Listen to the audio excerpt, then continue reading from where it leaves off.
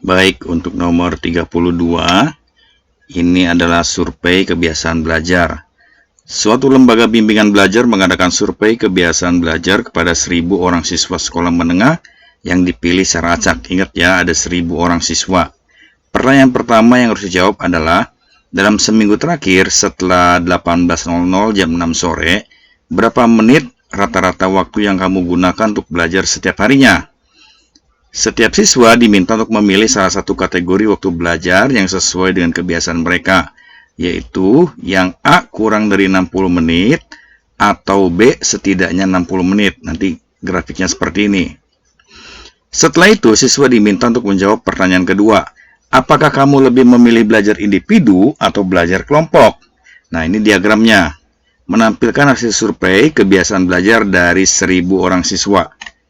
Nih, ini yang hijau, ini belajar setidaknya 60 menit.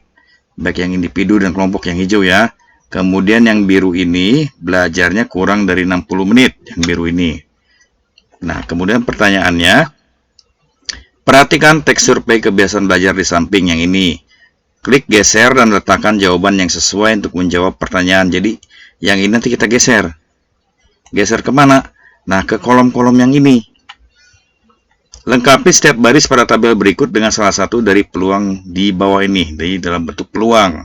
Gunakan langkah klik geser dan letakkan untuk memindahkan peluang ke dalam tabel. Untuk mengganti jawaban, geser peluang yang telah dipilih ke lokasi semula. Kemudian geser peluang baru ke lokasi yang dipilih. Misalnya nih, yang ini, saya geser, masukkan sini. Kalau seandainya salah, geser lagi. Gitu.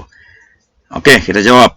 Di sini, jika seorang siswa peserta survei dipilih secara acak, peluang siswa yang terpilih lebih memilih belajar kelompok adalah. Nah, di sini, ingat ya, ada 1.000 siswa. Yang kelompok kita hitung. Ternyata ini ada 280 setelah dijumlahkan.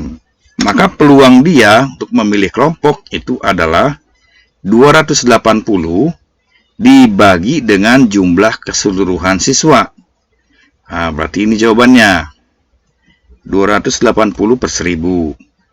Kemudian, jika seorang siswa peserta survei dipilih secara acak dan diketahui waktu belajar perharinya setidaknya 60 menit, peluang siswa tersebut lebih memilih belajar individu. Nah, ini individu.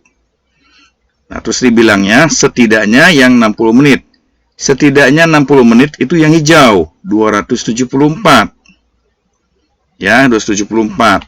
Berarti dengan keseluruhan siswa yang 1.000, inilah peluangnya. Kita masukkan. Kemudian yang ini.